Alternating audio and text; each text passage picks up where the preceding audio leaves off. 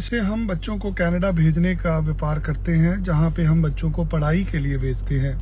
हर रोज किसी न किसी एम्बेसी से कोई ना कोई अपडेट होती है, जिससे हम बच्चों को रूबरू कराते हैं कि अब क्या चेंजेस आने वाले हैं।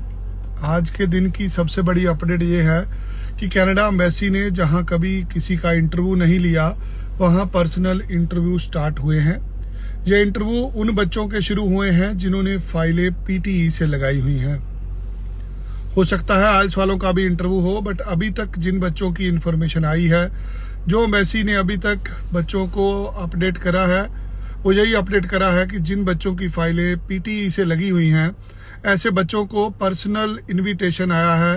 पर्सनल अपॉइंटमेंट के लिए उनको एक ईमेल आई है कि आप दिल्ली में चाणक्यपुरी एम्बेसी में पहुंचिए, इतनी तारीख को आपका 1-to-1 वीजा ऑफिसर के साथ इंटरव्यू है।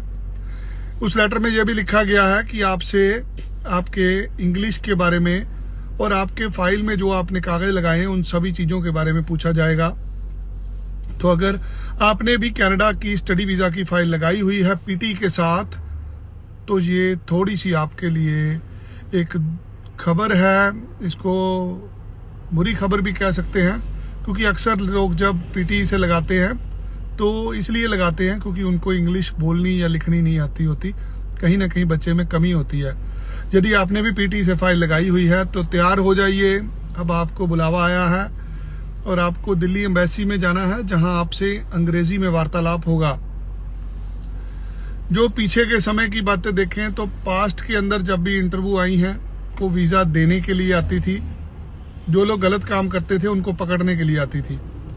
यदि आपने भी फाइल के अंदर कोई नकली कागज लगाया हुआ है, या आपने पीटी का सर्टिफिकेट पैसे देके खरीदा हुआ है, या किसी तरह का कोई नकली डॉक्यूमेंट है आपकी फाइल के अंदर, तो आप इंटरव्यू देने से जाने पहले 4 बार सोच लेना। क्योंकि अगर आपका इंटरव्यू के दौरान कोई कागज नकली पाया गया, तो हो सकता है आपके ऊपर कानूनी कार्रवाई भी की जाए, जो पास्ट में हुई है लोगों के ऊपर, कि जो लोग इंटरव्यू देने भी गए हैं उनकी वहीं पे एम्बेसी के अंदर ही उनकी अरेस्ट डाल दी गई, क्योंकि उनके द्वारा नकली कागज दिए गए थे।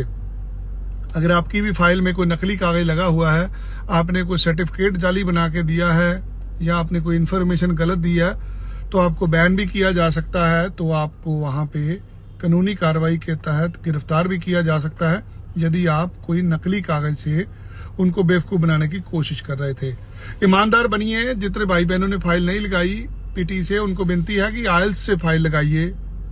पीटी के ऊपर आज नकेल कसी जा रही है, क्योंकि सबको पता है कि पीटी के टेस्ट में धांधलियां होती हैं। अक्सर टेस्ट देने कोई और जाता है, सर्टिफिकेट नकली मिल जाते हैं। होम एडिशन में लोग 2-2 स्क्रीन लगा के काम करते हैं। सो बचिए इन सभी ठगी के कारणों से। जायज तरीके से आइल्स का टेस्ट दीजिए, और जिन्होंने फाइल लगाई हुई है थोड़ा सा संभलिए। इंटरव्यू देने तभी जाइएगा अगर आपके डॉक्यूमेंट सही हैं।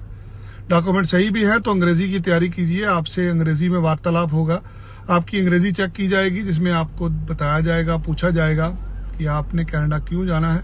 यदि अंग्रेजी अच्छी बोल पाएंगे तो हो सकता है आपको वीजा मिल जाए।